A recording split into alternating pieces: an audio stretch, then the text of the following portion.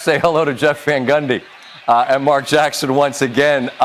Gentlemen, as you watch the disparity in threes and the way the ball was shared on that Phoenix Suns side, they take this 2-0 series lead. Concern for Coach Bud and the Bucks as they go home, other than the obvious 0-2 hole, is what? Their backcourt production offensively. I think they've got to get Holiday and Middleton started early in the game. I agree with Mike Budenholzer, who's done such a great job with this Milwaukee team. They got some good looks. Holiday did, particularly early, driving it hard, just not able to convert enough. Mark, and it was interesting because I felt like Drew was really aggressive offensively early, and they played really well. But there was this barrage of threes from the Suns that allowed them to take the lead there in the second. They're up double digits at the half. When you play that well in a game of this magnitude early and you find yourself down double digits at the half, how demoralizing is that? It can be very demoralizing, and especially when your best player is rolling. Giannis had an incredible night. He was spectacular. Kept his foot on the gas pedal, attacked the paint area, made plays time and time again. The other guys, what Jeff was talking about, that backcourt has got to get going. And I point the finger directly to Chris Middleton. He is too elite of an offensive weapon to just be a regular guy on the floor. They've got to find a way to get those guys clicking on all cylinders where they can all be aggressive. But Chris Middleton has got to get his share of touches. And, Jeff, to the point that you guys are making, how fixable is this? I mean, they make 9 threes? I think they got outscored by 33 from behind the arc. If a couple shots go in a game that was 5 points in the fourth, we're talking about a coin flip. Maybe they're not as far off as it might appear. Is that reasonable? That's more than reasonable. Often the difference between teams and in games is it's a very small, microscopic line. And right now, we always talk about, shooting and, one team, sometimes we overreact when one team shoots it well and another team doesn't. And we talk about intangibles like chemistry and intensity. And really it comes down to one thing. Both teams played well. They shared it well. One team shot it very well. Milwaukee didn't. It's that simple. We've got Mikal Bridges, who's now mic'd up with us, which means we can say thank you, gentlemen. We look forward to talking again later in the series. Thanks, as always, for the time, man. Thank you. All right. Which way am I turning? There we go. Mikal Bridges, hi. Scott Van Pelt, welcome to the show. Congratulations on the 2-0 series lead and the significant contribution you've made. This is the finals. It's the biggest stage there is in this sport. You all have looked incredibly comfortable on this stage. How would you best describe how you have felt in this arena? Honestly, it's a blessing to be here. Just feeling confident, just trying to go out there, whatever I work on, just use it out there, play hard, and be aggressive, and try to help my teammates on the other end and defend as hard as I can.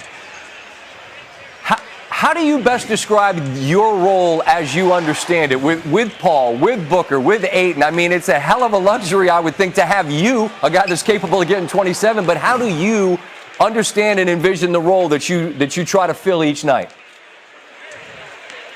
I'll just be aggressive, man. I know with Book and CP, they're just unbelievable with the ball, and I just try to help them when the teams try to overhelp, and just try to be aggressive.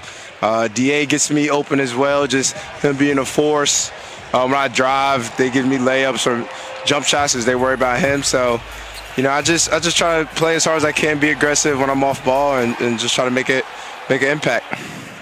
From your college days at Nova to now, these big stages I keep talking about, you've lived on them, you've thrived on them, and I'm a big environment and atmosphere guy.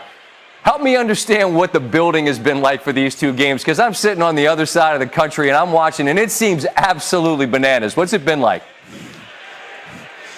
It's been unbelievable, man. I feel like we have the best fans, and trust me, if you were here, you will feel the energy. It's just unbelievable, especially when we're making runs, and it makes it more exciting to come out here and play every night. Well, congratulations on the 27 and the 2-0 series lead. Appreciate you taking the time to stop, and best of luck the rest of the way. Thank you. Thank you so much. All right, 3 little things here on a big 2-0 series lead for the Suns. They're the 36th team to take a 2-0 series lead in the NBA Finals. 31 of the previous 35. That's 89%. won the title. Monty Williams now becomes the 10th head coach to grab a 2-0 lead in his NBA Finals debut. Given the math of the previous equation, you can guess that probably went pretty well from there. 8 of the 9 went on to win. Avery Johnson, 2006 Mavericks, not able to get that one finished. Phoenix team now ahead of all the others in team history, breaking a tie for the most home wins in a single postseason with 8, as well as the most wins overall in a single postseason with 14. And again, one more number from this night, 20. That's the number of threes they made. Bucks had just 9, that 33-point differential from beyond the arc, a huge reason why they win this one by 10. We're with you till 1 o'clock Eastern time, just getting started with our coverage of Game 2. Before we get to break, let's not forget the Bucks were down 2-0 against the Nets, where they came back to win that series on the road in 7 games, which is why Stephen A. and I aren't going to break out that rap word again. Not going to make that mistake again. Still a couple of games at home to try to even this thing up. Long way to go before anybody has a parade. Still to come, more from the finals. Giannis was spectacular. Thoughts from Chris Paul. Devin Booker will be joining us live once again. Plus, as the series shifts to Milwaukee,